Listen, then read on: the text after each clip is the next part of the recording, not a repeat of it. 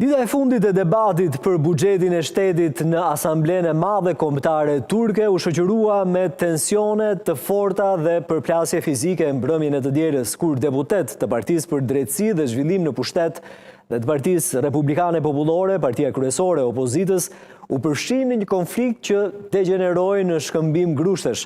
Incidenti ndodhi gjatë seancës për buxhetin dhe zgjati rreth 10 minuta, duke detyruar kryetarin e parlamentit pezullon dhe punimet pasi forcat e sigurisë patën vështirësi në largimin e deputetëve të përfshirë.